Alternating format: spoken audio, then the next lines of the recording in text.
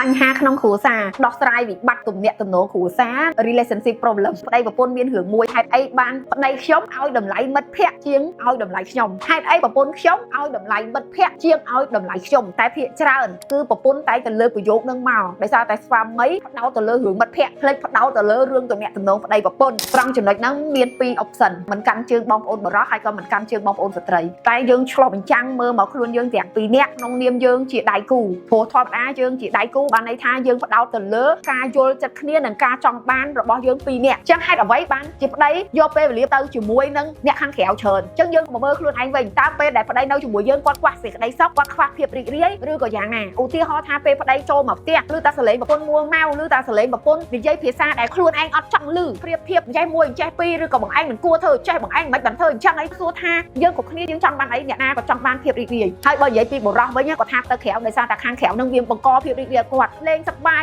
ញ៉ាំស្រាផឹកស៊ីជល់កែវក្អាយវាអត់មានភាពមួម៉ៅវាអត់មានភាពល្អូរទាំបងប្អូនស្ត្រីថៃខ្លួនយើងសិនទោះត្រូវមិនត្រូវក៏យើងឆែកមើលថាបានផ្ដល់អាភាពសប្បាយរីករាយក្តីសុខសុភមង្គលហ្នឹងសម្រាប់គ្រួសារយើងដែរនៅប្តីយើងគាត់ចង់បានអីតែយើងយល់ឱកាសចង់បានរបស់គាត់ដែរអត់បកមកស្វាមីវិញបើសិនជាយើងមានគោលចំហមួយថាសេចក្តីសុខសុភមង្គលនៅក្នុងគ្រួសារមិនមែននរណាម្នាក់បង្កើតបានដោយមិនបង្កើតរួមគ្នាទេអញ្ចឹងបើប្រពន្ធគាត់ខំបង្កើតម្នាក់ឯងយ៉ាងម៉េចក៏គាត់បង្កើតមិនបានដែរគាត់តែប្តីឲ្យតម្លៃខ្លាំងទៅលើក្តីសុខរបស់ប្រពន្ធគាត់តែប្រពន្ធមានក្តីសុខទៅគ្រួសារបានសុខចុះយើងអាចមកបង្កើតអបដុំសម្បាយនឹងជាមួយភរិយាយើងបានអត់ប៉ុន្តែផលលំបាកមួយទៀតគឺពិបាកនិយាយគ្នាហើយអត់បើកចំហក្នុងការនិយាយគ្នាអត់បានប្រាប់ថាមកផ្ទះវាអត់សុបាយអញ្ចឹងចង់ទៅក្រៅដើម្បីសុបាយវាអត់មានបានប្រាប់អញ្ចឹងតែអាចមកប្រាប់ជនទី3ដូចថាមានខ្ញុំអញ្ចឹងមកប្រាប់ខ្ញុំថាឲ្យខ្ញុំទៅផ្ទះមិនអ្នកគ្រូបើចូលផ្ទះទៅមានតែមួម៉ៅថាខ្ញុំចេះថាខ្ញុំចង់ប្រៀបធៀបខ្ញុំជាមួយអ្នកនេះអ្នកនោះខ្ញុំមិនណាចង់ចូលផ្ទះទៀតទៅក្រៅមានណាគេដែរនិយាយចឹងដាក់ខ្ញុំគេមានតែបងអែលផ្អែមលហែមលួងលោគេធ្វើខ្ញុំសុបាយរីករាយតែអាចនិយាយជាមួយអ្នកផ្សេងក្នុងចេតនាចង់ផ្សះផ្សា